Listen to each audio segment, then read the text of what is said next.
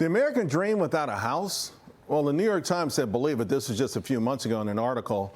And part of the problem has, of course, been these starter homes. Now, there's one estimate that says starter homes are now $293,000. They've gone up 7 years in a row.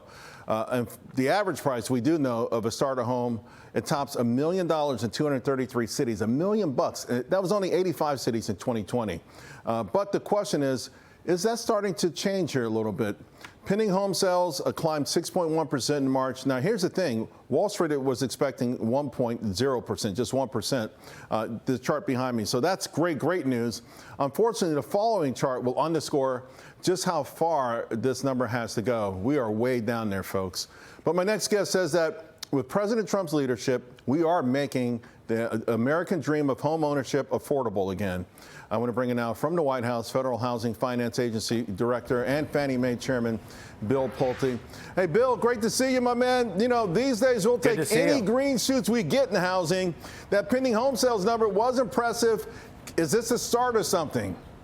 Well, we've got a long way to go because of what happened the last 4 years. I mean, we've seen tremendous devastation in the housing market, as you know. Inflation was out of control. People couldn't afford homes for the last 4 years. They couldn't afford their rent. President Trump, I believe, is going to get this economy turned around. He's going to get people earning money again. Imagine that.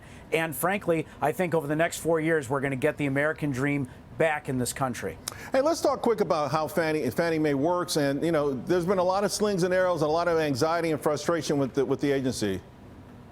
Well, over the years, as you know, in 2008, they basically went bankrupt. The federal government got involved, and I oversee Fannie Mae and Freddie Mac. But what we're going to do, Charles, is we're going to run these things like businesses. The president hired a businessman to go into these companies, turn them around, run them well. And frankly, if we have good businesses, that means we're going to have a safe housing market. And I'll tell you, I believe that these companies are safer and sounder than ever.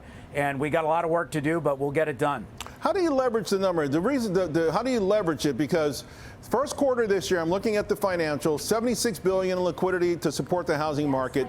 But in 2021, that was $1.4 trillion with the T. That's a huge disparity.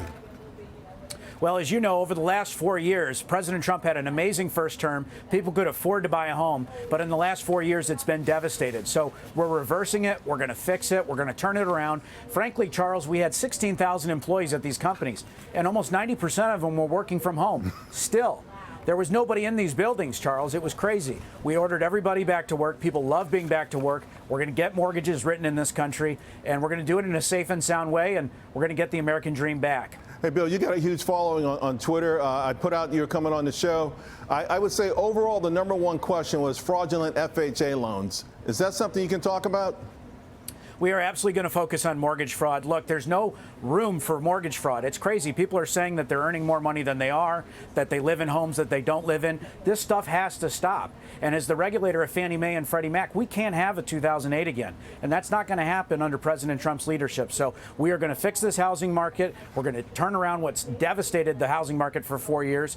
And people should be able to afford a home in this country, and they're going to be able to do it under President Trump. Some of this is out of your control, though. You've got the Federal Reserve, you got home builders. Just how much do they have to, play a role in all of this? Well, they definitely play a role. But remember, President Trump has his arms around the tariffs. He has his arm around taxes. And if there's one person who knows interest rates, which affect mortgage rates, it's President Trump. So I wouldn't bet against the guy. And I think we're going to get this mortgage market booming again and the housing market booming again. All right. That means Fannie Mae's is going to be booming again. You had $3.7 billion net income in the first quarter. Obviously, you know the question. When will this government-sponsored enterprise relationship be severed? When will this go back to private hands? When can shareholders get a piece of the action? Well, that's a hot debate, as you know. I would say that obviously the conservatorship shouldn't be forever. However, we need to make sure that it's done in a safe and sound manner if and when that were to be happen. Ultimately, that will be up to the president, and the Treasury Secretary and I work very well together on this matter. As you know, Treasury has many rights and privileges as a part of Fannie Mae and Freddie Mac. So if anything were to be done, Charles, it will be done correctly. But right now we're focused on operational efficiencies and getting these bloated businesses to be actually run as well-run businesses. Because they should be American icons, and they'll be American icons once again. Is it ultimately, Bill, something that the administration, that you guys have talked about, that ultimately, when it's right, that they can go out and they can be private again?